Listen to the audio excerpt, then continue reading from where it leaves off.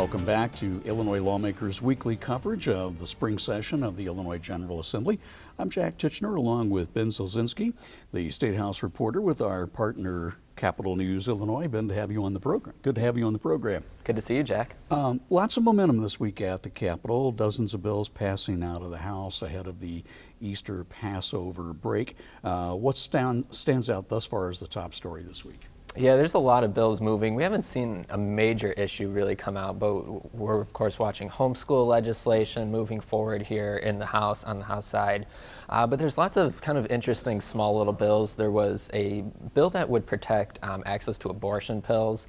That was pretty notable because, you know, there's a lot of speculation that under the Trump administration's healthcare plans that protections for those kind of things are going to be rolled back. And that was clearly a big initiative of Democrats to try and get out front of something that they think the Trump administration is going to try and regulate. So we've seen lots of smaller pieces of legislation like that move. And, well, the flurry of bills has been noteworthy. There's still a lot of uncertainty hanging over the Capitol building as far as putting a budget together for the coming fiscal year. As we reported earlier, the governor is proposing a $55.2 billion budget. He says it's balanced. The revenue numbers, in his opinion, are there for that.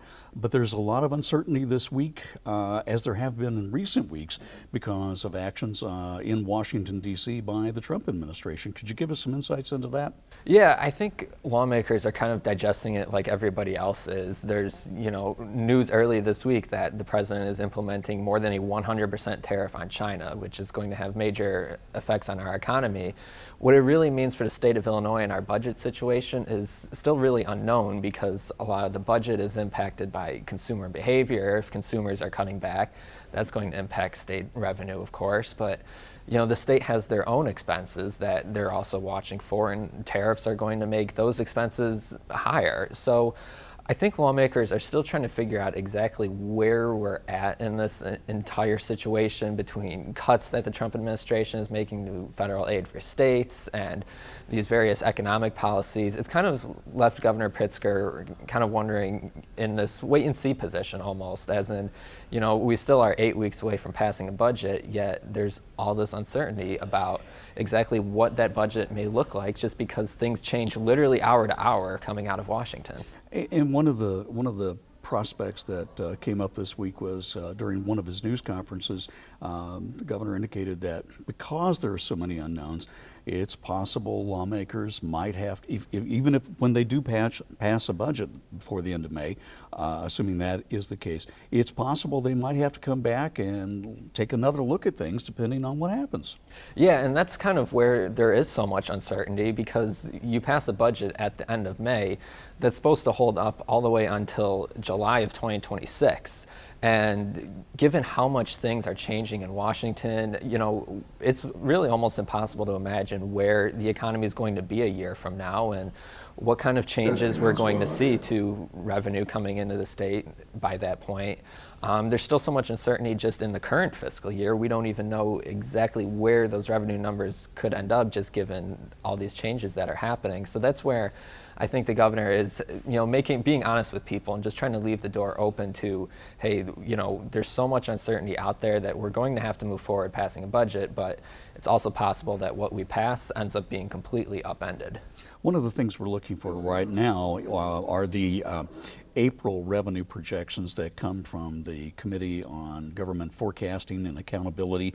That's kind of a snapshot of where we think things are going to go from May on, moving on.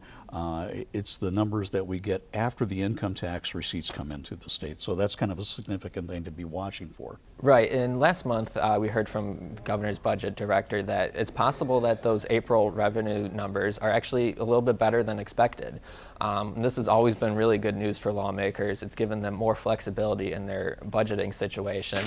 So it's one of those things where I think lawmakers are really going to be watching to see if, the economy is performing in a decent way where all this late income tax revenue is being reported and it's boosting state revenue, which will give them flexibility in the upcoming fiscal year to meet their spending priorities and avoid some spending cuts. Ben Szalinski of Capital News Illinois, thank you so much for your insights on Illinois lawmakers. We look forward to talking to you in the next few weeks. Thank you, Jak. Our leadoff guest on this week's Illinois Lawmakers is Democratic Senator Elgie Sims Jr. of Chicago, the Majority Caucus Appropriations leader. Good to have you on the program, and we've got great ambiance here out at the rail. Absolutely. I love this time of year at the Capitol. Get to see all the school children, all the groups visiting. It's a great time. You're the Senate Democrats' point person on the budget. The governor's, of course, proposed a $55.2 billion spending plan for the new fiscal year starting in July. He says it's a balanced budget. It should meet all the targets. When you take a look at what the governor's priorities are, how do they match up with what Senate Democrats want to see in next year's budget? Sure.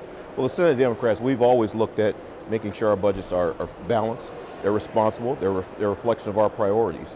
So we want to make sure that as we get through the budget discussions, we continue to work on that. We continue to work on investing in our most vulnerable communities. We work on investing in those areas where we continue to grow and prosper. That's why we've had 9 credit rating upgrades, additional investments in pensions. We're on the right track, and the governor's priorities. He's laid those out, but now it's in the legislature's hands, and we'll get to the end.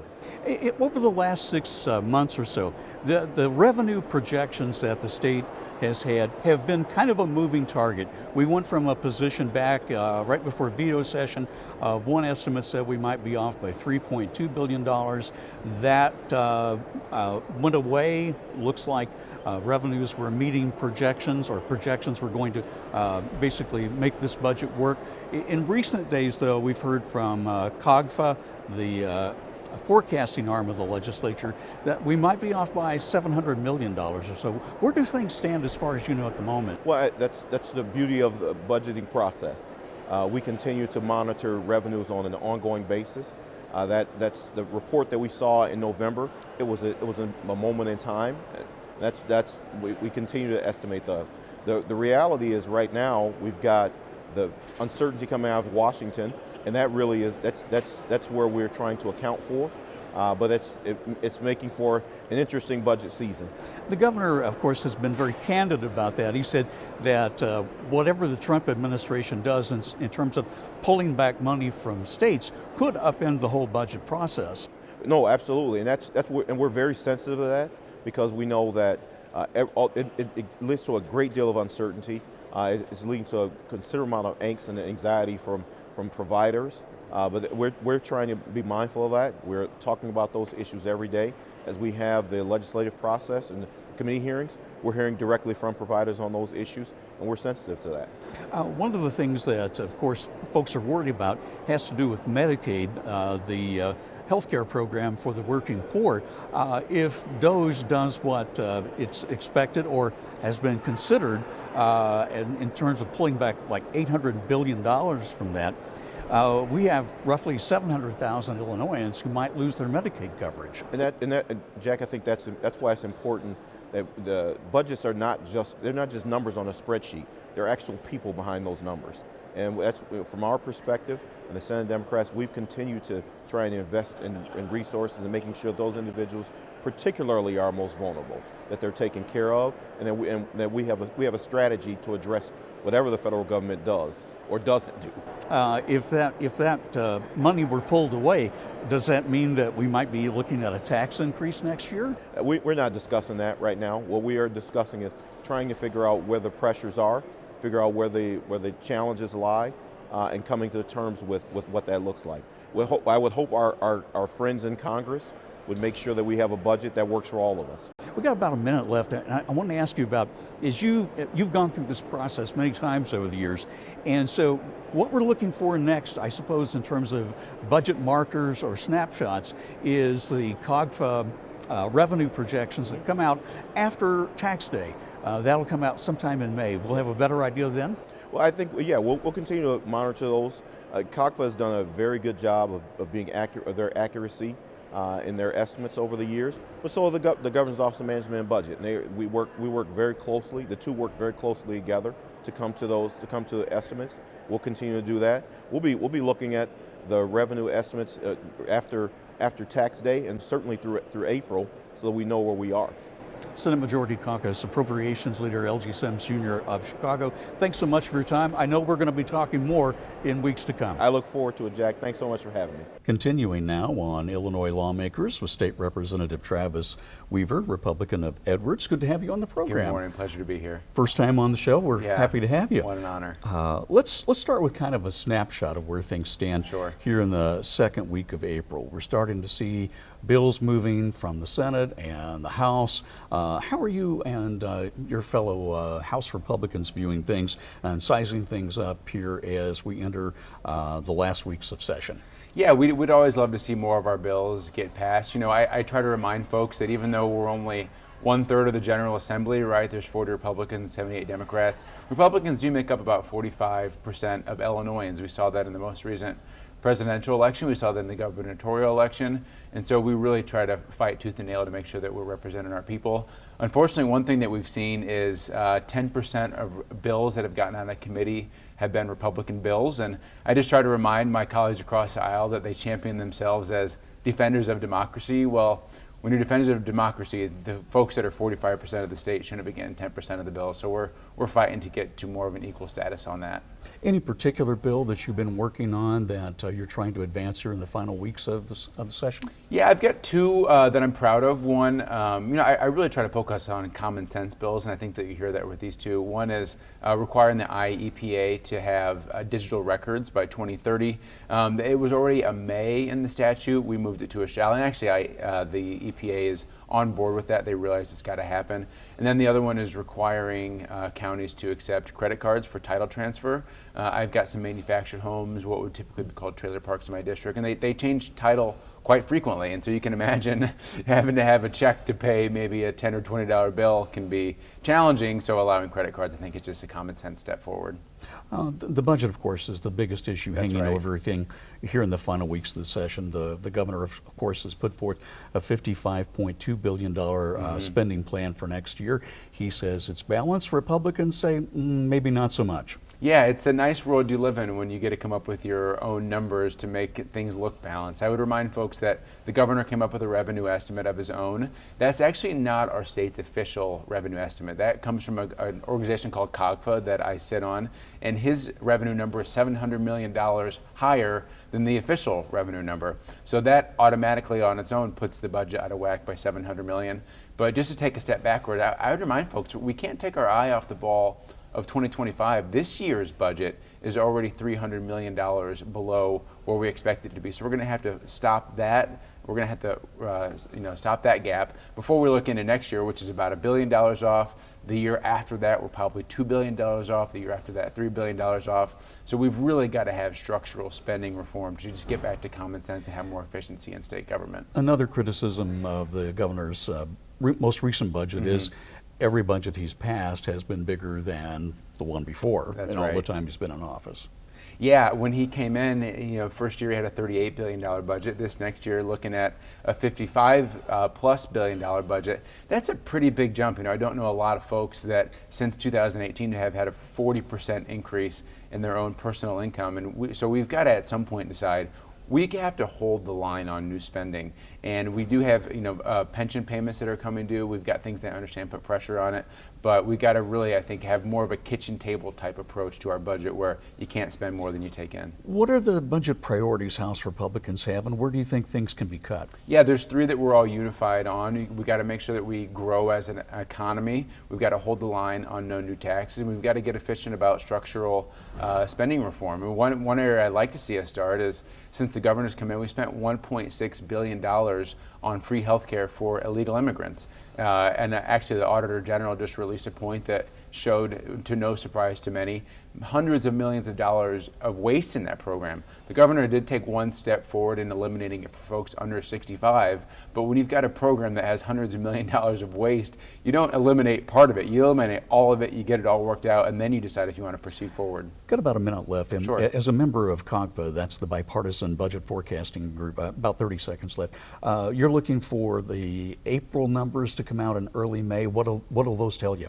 Well, I think that it's going to be a little bit tricky. We've had some really changing winds at the federal level with tariffs. I don't expect those will be positive numbers. And it's either here nor there whose fault it is. Reality, as a state, we've got to get serious about matching up our revenue and costs. And so far, we haven't done that. Representative Travis Weaver, Republican of Edwards, thanks for being with us. Thank you. What a pleasure. Thank you.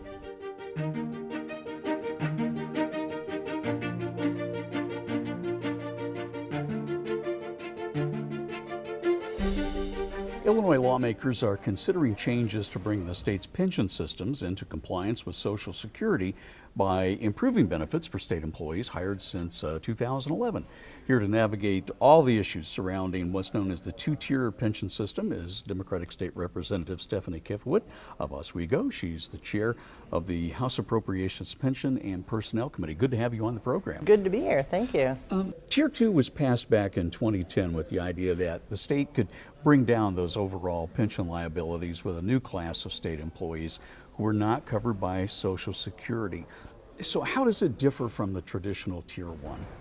Well, as I said, the pensions are much reduced. And because of that, the actual normal cost, if you segregate out the Tier 2 pensions, is very little. There's no unfunded liability for the Tier 2 pensioners because they are paying more for less. What the state has done is shorted the Tier 1 pension system to the tune of $140 billion. So, in essence, our pension debt keeps growing because the state is only paying 90%, not 100%. So those extra billions go to the unfunded liability. So Tier 2 did not fix the unfunded liability. The Edgar ramp, which is squeezing state dollars, it's like the petri dish and the fruit flies. It keeps growing and growing exponentially, and it's going to squeeze out over a quarter of our budget with this aggressive Edgar ramp.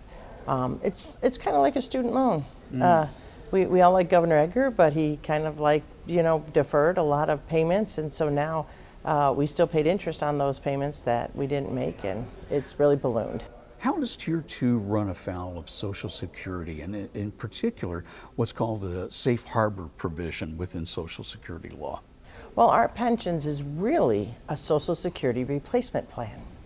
So to replace Social Security, you have to be equal to or better than Social Security, and Tier 2 just isn't. It runs woefully inadequate when you look at Social Security in terms of the COLA Social Security is paid out, or in terms of the cap in which Social Security is. I think Social Security is capped at about $160,000 a year, and the state is capped at about $120,000, and that will continue to grow, and we'll continue to fail the Social Security test. When you're talking about Tier 2 employees, who are we talking about? How does this cover the broad spectrum of those who work in the public sector for the state of Illinois? Well, Tier 2 employees are simply people that started working after July 1, 2011. And so they are all in the Tier 2. And so they're working alongside individuals that are in Tier 1. And the individuals in Tier 1 are excited to be secure in their retirement. They have no worries. The state of Illinois is properly making sure that they can retire with dignity and grace. And then the Tier 2 employees are nervous, I don't think we can survive on this. And some of them say it's kind of a second-class system. You're doing the same work for less pay. So how is the state right now, as you've had hours of hearings on this, how are you considering to make them whole and bring them back up to conform to the Social Security system? Well, that's in the governor's budget. I mean, simply we just need to adjust the cap. But also, we're not just looking at adjusting the cap and getting in compliance with Social Security. We want to make sure that our Tier 2 employees have a dignified retirement, can retire and be secure, but in addition to that, are appreciated for the job they do. And so we want to make sure that they get the benefits. And so are we looking to get this handled by the end of this session? Well, I was hoping to have it done last year, but in Springfield, things do take some time. So we do have, working with the governor's office, we have been working on this, as you said, this is our third year. We've had over 19 subject matter hearings on it over the last 2 years, so we've been working really hard on it. State Representative Stephanie Kifowit of Oswego. Lots to consider here. Let's talk more when we know more. Absolutely. Thank you so much. You're very welcome, ma'am. Thank you. Thank you. Up next on Illinois Lawmakers, a conversation with Assistant Senate Republican Leader Terri Bryant of Murphysboro. Good to have you back on the program, Senator. Thank you. It's been a little while, so I'm glad to be here. Well, we're back in the Capitol again, and that's where we're supposed to be. I've heard a lot in recent days how Republicans, both the House and Senate, are worried about how the state's going to balance its budget in the new fiscal year. The governor's got a proposal out there that's been out there since February when he did the budget address, and the revenue numbers have been moving all over the place since then. What's the take in the Senate Republican caucus about where we are right now? Well, I would say, first of all, as you said, the governor does have a proposal out there, and it is the largest spend in the history of Illinois. So each of his budgets have increased that spend. And while I believe we do have plenty of money, and I was a part of making sure that we had that money, you just can't continue to spend irresponsibly. So I think as a general rule, the Republican caucus is looking at how much money is being spent on non-citizens. We're looking for not just those that are evident when you look at the budget where there's a line item that's very clear, but I think we're also trying to find those little line items that are within agency budgets, because there are some estimates that we are spending $3 to $5 billion of budget money on non-citizens. And that is disturbing to me when we're trying to find money for things like Medicaid and developmentally disabled. He pulled back on one area that spent towards that community, but you're concerned there might be others? Yeah, well, so he pulled back, but he pulled back to a place where it actually isn't going to be really much of an effect, because they're going to continue to be allowed for this fiscal year. And then going into the next fiscal year, we'll have to wait and see what actually ends up in the final budget. You represent a district in southern and southwestern Illinois that has a lot of prisons in it. And one of the concerns you've had, particularly at the Menard Correctional Center, is the infiltration of synthetic cannabis into that facility through the mail and goodness knows how in any others. What's the nature of the problem there? The nature generally is through the mail. It would be silly if someone didn't acknowledge the fact that there could be volunteers, vendors, or even staff that are bringing some in. But I visited 9 facilities in the state looking at this so that no one could say that I didn't know what I was talking about. They already know I'm retired from corrections, so I do know what I'm talking about. But it's been 10 years. So I went from not just Menard, Big Muddy, but I also represent the eastern side of the state as well, over towards Lawrence County, so Lawrence Correctional Center. But I went all the way up to Dixon to look at Dixon's. Is this a matter of legislation, or is this a matter of policy and administration within the department? Well, I think it's policy within the administration, because they do have the ability to make some changes. Because they haven't, we have a lot of bills floating around that have to do with electronic scanning of the mail. Yesterday we had a bill in Appropriations that would bring drug dogs back in again. The issue is that it's not just fentanyl, it's synthetic cannabinoids. So it's synthetic drugs that often the dogs are not trained for, because all the chemist has to do is change one component and that it's different. I want to move on to another issue before we go, and that has to do with something you've been working on with your colleagues Sue Resin and Sally Turner on, and that's the promoting the use of small nuclear or small modular nuclear reactors in the state. What kind of help would that be to the economy when we're starting to grow data centers that use huge amounts of power? Yeah, well, so what we have to have is reliable energy. Reliable energy is nuclear. Reliable energy is coal. It is not solar and wind. So while I think solar and wind is a big part of moving us in a direction of having more energy on the grid, it's not. Our grids are not set up for wind and solar. They're set up for coal and nuclear. And in the last half a minute or so that we have, these are not the huge nuclear power plants like we're used to seeing up at Morris and other places like that. These are something that are site-specific. They're site-specific, and people actually can look at about 30 years of data, because these are the actual mechanisms that have run our nuclear fleet for the Navy. Submarines and nuclear aircraft carriers. And so we have lots of good data that shows that it's a safe way to produce energy, and we can look at that data over long term. So I'm really excited about the possibility of having it at Baldwin, where Vistra is going to have to shut down a plant in the near future. And that energy can go straight onto the grid. We will stay tuned on that. We're going to have to end on that note. Thank you so much, State Senator Terri Bryant of Murphysboro, a Republican leader in the Illinois Senate. Thank you for having me. Illinois Lawmakers continues. I'm Jak Tichenor along with Ben Szalinski of Capital News, Illinois. Ben, lawmakers are off next week for the Easter Passover break. What's on tap when they come back the following week? There's still hundreds of bills that need to be addressed here at the Capitol. Right. In the immediate term, this is really just the second half of session, where all these bills that were moved from one chamber to the other are going to be heard in the second chamber, going through that committee process again, being heard on the floor. But this is also where we're going to dig into some of those bigger issues. Every time in May comes around, we see some of the biggest issues that come out of Springfield every year start popping up, and we start talking about that. Public transportation reform is probably one that we're watching for the most. What that's going to look like, we really still don't have a really good idea yet.